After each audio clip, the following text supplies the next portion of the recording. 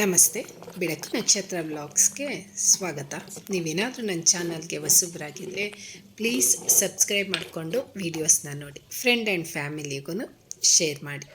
ನಾನು ಇವತ್ತಿನ ದಿನ ನುಗ್ಗೆ ಸೊಪ್ಪಿನ ಉಪ್ಪು ಸಾಂಬಾರನ್ನ ಶೇರ್ ಮಾಡ್ಕೊತಾ ಇದ್ದೀನಿ. ಅದ್ರ ಜೊತೆಗೆ ಅದಕ್ಕೆ ಉಪ್ಪು ಸಾಂಬಾರಿಗೆ ಬೇಕಾಗಿರೋ ಉಪ್ಪು ಸಾರು ಖಾರನೂ ರೆಡಿ ಮಾಡ್ಕೊತಾ ಇದ್ದೀನಿ. ಯಾವ ರೀತಿ ಯಾವ ವಿಧಾನದಲ್ಲೇ ಮಾಡ್ತೀನಿ ಅನ್ನೋದನ್ನು ನೋಡೋಣ ಬನ್ನಿ. ನಾನೀಗ ಒಂದು ಪಾತ್ರೆ ತೊಗೊಂಡಿದ್ದೀನಿ.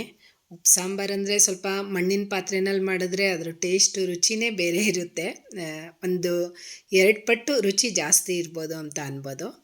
ನಾನೀಗ ಆ ಮಣ್ಣಿನ ಪಾತ್ರೆಗೆ 1 ಕಪ್ಪಷ್ಟು ಹೆಸರು ತೊಗರಿ ಬೇಳೆ ತೊಗೊಂಡಿದ್ದೀನಿ, ಮತ್ತು ಅರ್ಧ ಕಪ್ಪಷ್ಟು ಹೆಸರು ಕಾಳು ತೊಗೊಂಡಿದ್ದೀನಿ.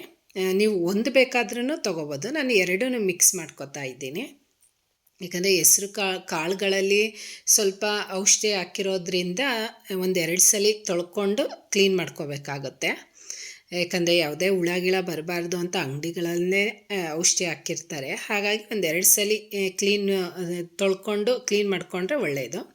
ಆನಂತರ ಈಗ ಗ್ಯಾಸ್ ಆನ್ ಮಾಡಿಕೊಂಡು ನಾನು ಆ ಪಾತ್ರೆನ ಇಟ್ಕೊತಾ ಇದ್ದೀನಿ. ಈಗ 1-2 ಕಪ್ಪು ನೀರು ಹಾಕ್ಬಿಟ್ಟು ಅದು ಬೇಯೋದಕ್ಕೆ ಬಿಟ್ಟರೆ ಸಾಕಾಗುತ್ತೆ. ನಂತರ ಈಗ ನಾನು 1 ಟೊಮೊಟೊ ತೊಗೊಂಡಿದ್ದೀನಿ, 1 ಸಾಕಾಗುತ್ತೆ. ಕೆಲವರು ಉಪ್ಸಾರು ಖಾರಕ್ಕೂ ಯೂಸ್ ಮಾಡ್ತಾರೆ, ಅವರು 2 ಹಾಕ್ಕೋಬೋದು. ನಾನಿಲ್ಲಿ 1 ಮಾತ್ರ ಹಾಕ್ಕೋತಾ ಇದ್ದೀನಿ. ಈಗ ಆಲ್ಮೋಸ್ಟು ಕಾಳೆಲ್ಲ ಬೆಂದಾದಮೇಲೆ ಈಗ ನಾನು ಉಪ್ಪು ಹಾಕ್ಕೋತಾ ಇದ್ದೀನಿ, ರುಚಿಗೆ ತಕ್ಕಷ್ಟು. ಉಪ್ಪು ಹಾಕಿದ ನಂತರ ನಾನು ಸೊಪ್ಪು ಹಾಕ್ಕೋತೀನಿ.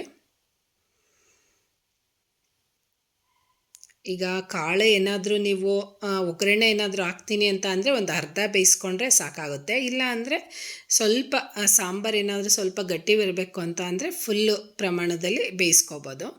ನಾನಿಲ್ಲಿ 1 ಟೊಮೊಟೊ ಬೇಯೋದಕ್ಕೆ ಹಾಕಿದ್ನಲ್ಲ, ಆ ಟೊಮೊಟೊನ ಎತ್ತಿಟ್ಕೊತಾ ಇದ್ದೀನಿ. ನಂತರ ಒಂದು ಅರ್ಧ ಸೌಟಷ್ಟು ಕಾಳು ಎತ್ತಿಟ್ಕೊತಾ ಇದ್ದೀನಿ. ಕೆಲವರು ಉಪ್ಸಾರು ಖಾರಕ್ಕೆ ಕಾಳು ಹಾಕೋದಿಲ್ಲ. ನಾನಿಲ್ಲಿ ಕಾಳು ಹಾಕಿ ಉಪ್ಸಾರು ಖಾರನ ರೆಡಿ ಮಾಡ್ಕೊತಾ ಇದ್ದೀನಿ. ನಂತರ ಈಗ ಟೊಮೊಟೊ ಮತ್ತು ಕಾಳು ಎತ್ತಿಟ್ಕೊಂಡಿದ್ದೆನಲ್ಲ, ಅದೇ ತಟ್ಟೆಗೆ ಉಪ್ಸಾರು ಖಾರಕ್ಕೆ ಬೇಕಾಗಿರೋ ಸಾಮಗ್ರಿಗಳನ್ನ ಹಾಕ್ಕೋಬೇಕಾಗುತ್ತೆ. ನಾನಿಲ್ಲಿ 1 ಸ್ಪೂನಷ್ಟು ಮೆಣಸು ತೊಗೊಂಡಿದ್ದೀನಿ, 1 ಸ್ಪೂನಷ್ಟು ಜೀರಿಗೆ. ಇಲ್ಲಿ ಯಾವುದೇ ಸಾಮಗ್ರಿಗಳನ್ನ ಸ್ಕಿಪ್ ಮಾಡಬಾರ್ದು, ಯಾಕಂದರೆ ಅದ್ರ ಟೇಸ್ಟೇ ಬೇರೆ ಆಗಿಬಿಡುತ್ತೆ. ಎಲ್ಲ ಸಾಮಗ್ರಿಗಳು ಬೇಕೇ ಬೇಕು ಉಪ್ಸಾರು ಖಾರಕ್ಕೆ. ನಂತರ 2-3 ಬೆಳ್ಳುಳ್ಳಿ ತೊಗೊಂಡಿದ್ದೀನಿ, ಬಿಡಿಸಿಟ್ಕೊಂಡಿದ್ದೀನಿ. ನೀವು ಸಿಪ್ಪೆ ಬೇಕಾದ್ರೂ ತೊಗೋಬೋದು. ನಾನಿಲ್ಲಿ ನಾಟಿ ತೊಗೊಂಡಿರೋದ್ರಿಂದ ಸಿಪ್ಪೆ ಸಹಿತನೇ ಹಾಕ್ತಾಯಿದ್ದೀನಿ. ನಂತರ 1 ನಿಂಬೆಹಣ್ಣು ಗಾತ್ರದಷ್ಟು ಹುಣಸೆಹಣ್ಣು. ನಂತರ ಈಗ ಖಾರಕ್ಕೆ ನೀವು ಕೆಲವರು ಹಸಿಮೆಣ್ಸಿನ್ಕಾಯಿನಾದ್ರೂ ಬೇಯಿಸ್ಬಿಟ್ಟು ಹಾಕ್ಕೋಬೋದು. ನಾನಿಲ್ಲಿ ಒಣಮೆಣ್ಸಿನ್ಕಾಯಿ ಖಾರ ಆಡಿಸ್ತಾ ಇರೋದು, ಹಾಗಾಗಿ ಒಣಮೆಣ್ಸಿನ್ಕಾಯಿ ತೊಗೊಂಡಿದ್ದೀನಿ. 5-6 ಬ್ಯಾಡಗೆ ಮೆಣಸಿನ್ಕಾಯಿ, 10-12 ಖಾರದ ಮೆಣಸಿನ್ಕಾಯಿ ತೊಗೊಂಡಿದ್ದೀನಿ. ಬ್ಯಾಡಗೆ ಮೆಣಸಿನ್ಕಾಯಿ ಹಾಕ್ತೇ ಹೋದ್ರೂ ನಡೆಯುತ್ತೆ. ನಾನಿಲ್ಲಿ ಕಲರ್ ಬರುತ್ತೆ ಅನ್ನೋ ಕಾರಣಕ್ಕೆ ಬ್ಯಾಡಗೆ ಮೆಣಸಿನ್ಕಾಯಿ ಯೂಸ್ ಮಾಡ್ತಾ ಇದ್ದೀನಿ. ಖಾರದ ಮೆಣಸಿನ್ಕಾಯಿ 1 ಬೇಕಾದ್ರೂ ನೀವು ಯೂಸ್ ಮಾಡ್ಕೋಬೋದು. ಎಲ್ಲ ಚೆನ್ನಾಗಿ ಹುರ್ಕೋಬೇಕಾಗುತ್ತೆ ಹಂಚ್ ಮೇಲೆ ಹಾಕ್ಕೊಂಡು. ಈ ಹಳ್ಳಿ ಕಡೆ ಆದರೆ ಒಲೆ ಇರುತ್ತೆ, ಒಲೆಯಲ್ಲಿ ಸುಟ್ಕೊಂಡ್ರಂತೂ ತುಂಬಾ ಚೆನ್ನಾಗಿರುತ್ತೆ ಅಂತ ಅನ್ಬೋದು. ಈಗಂತೂ ಸ್ನಾನಕ್ಕೂ ಸುದ ಸೋಲಾರು ಗೀಝರ್ ಇರೋದ್ರಿಂದ ಎಲ್ಲೂ ಒಲೆ ಯೂಸ್ ಮಾಡೋದಿಲ್ಲ. ಹಾಗಾಗಿ ಹಂಚ್ ಮೇಲೆ ಇಟ್ಕೊಂಡು ಹುರ್ಕೊಂಡ್ರೂ ಆಗುತ್ತೆ. ಒಟ್ಟಿನಲ್ಲಿ ನಾವೇನಾದರೂ ಹಸಿಮೆಣ್ಸಿನ್ಕಾಯಿದ್ದು ಖಾರ ಆಡಿಸ್ಬೇಕು ಅಂತ ಅಂದರೆ ನಾನು ಬೇಳೆ ಮತ್ತು ಹೆಸರು ಕಾಳು ಬೇಯಿಸಿದ್ನಲ್ಲ, ಅದೇ ನೀರಿಗೆ ನೀವು ಹಸಿಮೆಣ್ಸಿನ್ಕಾಯಿನ ಹಾಕ್ಕೊಂಡು ಬೇಯಿಸಿ ಎತ್ತಿಟ್ಕೋಬೇಕಾಗುತ್ತೆ. ಸೇಮ್ ಸಾಮಗ್ರಿಗಳೇ. ನಂತರ ಈಗ ನಾನಿಲ್ಲಿ ಸ್ವಲ್ಪ ಕೊತ್ತಂಬರಿ ಸೊಪ್ಪು ಹಾಕ್ಕೋತಾ ಇದ್ದೀನಿ. ಇದಕ್ಕೆ ಹುರ್ಕೊಂಡಿರೋ ಒಣಮೆಣ್ಸಿನ್ಕಾಯಿಗಳನ್ನ ಹಾಕ್ಕೊಂಡು ಈ ತೊಟ್ಟನ್ನ ಈಗ ಬಿಡಿಸ್ಬೇಕಾಗುತ್ತೆ. ಯಾಕಂದರೆ ಫಸ್ಟೇ ಬಿಡಿಸ್ಬಿಟ್ರೆ ಆ ಬೀಜ ಎಲ್ಲ ಅಂದರೆ ಹಂಚ್ ಮೇಲೆ ಸುಡಬೇಕಾದ್ರೆ ತೀರಾ ಘಾಟ್ ಬಂದ್ಬಿಡುತ್ತೆ ಅನ್ನೋ ಕಾರಣಕ್ಕೆ. ಹಾಗಾಗಿ ಹುರ್ಕೊಂಡಿದ್ದ ನಂತರ ನಾನು ತೊಟ್ಟು ಬಿಡಿಸ್ಕೋತಾ ಇದ್ದೀನಿ. ಈ ಮೆಣಸಿನ್ಕಾಯಿ ತೊಟ್ಟೆಲ್ಲ ಬಿಡಿಸ್ಕೊಂಡಿದ್ದ ನಂತರ ಈಗ ಒಂದು ಮಿಕ್ಸಿ ಜಾರ್ಗೆ ಹಾಕ್ಕೊಂಡು ರುಬ್ಕೋಬೇಕಾಗುತ್ತೆ.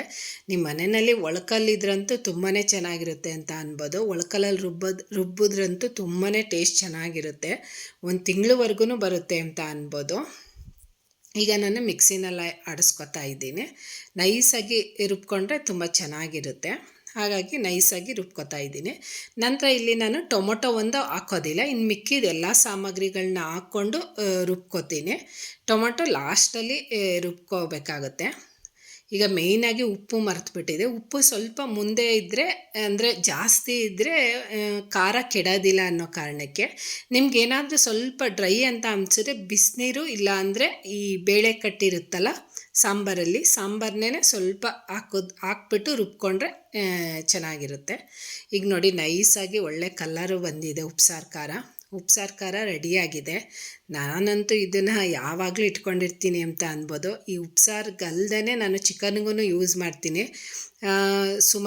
ಹೋದ ವ್ಲಾಗಲ್ಲಿ ಚಿಕನ್ಗೆ ಉಪ್ಸಾರು ಖಾರ ಹಾಕ್ಬಿಟ್ಟು ಹೇಗೆ ರೆಸಿಪಿ ಮಾಡೋದು ಅನ್ನೋದನ್ನು ತೋರಿಸಿದ್ದೀನಿ ನಾನು ನಿಮಗೆ. ಹಾಗಾಗಿ ಯಾವಾಗಲೂ ಸ್ಟಾಕ್ ಇದ್ದಂಗೆ ಇರುತ್ತೆ ನಮ್ಮ ಮನೆಯಲ್ಲಿ ಉಪ್ಸಾರು ಖಾರ.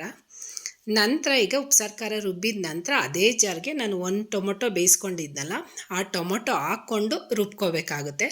ಸ್ವಲ್ಪ ಸಾಂಬಾರು ಅಂದರೆ ನಿಮ್ಮ ತೆಳು ಬರಲಿ ಅಂದರೆ ಸ್ವಲ್ಪ ಸಾಂಬಾರನ್ನ ಹಾಕ್ಕೊಂಡು ರುಬ್ಕೋಬೇಕಾಗುತ್ತೆ. ನಾನಿಲ್ಲಿ ಸೊಪ್ಪು ಹಾಕಿದ್ದೀನಿ ಆಲ್ರೆಡಿ, ಅದನ್ನು ಮರ್ತುಬಿಟ್ಟೆ ನಾನು ವಿಡಿಯೋ ಮಾಡೋದನ್ನು. ನಂತರ ಈಗ ಟೊಮೊಟೊ ರುಬ್ಬಿದ್ನಲ್ಲ ಅದನ್ನು ಸಾಂಬಾರೊಳಗಡೆ ಹಾಕ್ಕೊಂಡು ಮತ್ತೆ ಕುದಿಸ್ಕೋಬೇಕಾಗುತ್ತೆ. ಕುದಿಸೋದು ಅಂದರೆ 1-2 ಸೆಕೆಂಡ್ ಆದರೆ ಸಾಕಾಗುತ್ತೆ, ಯಾಕಂದರೆ ಆಲ್ರೆಡಿ ಉಪ್ಪು ಕಾಳು ಸೊಪ್ಪು ಎಲ್ಲ ಬೆಂದಿದೆ.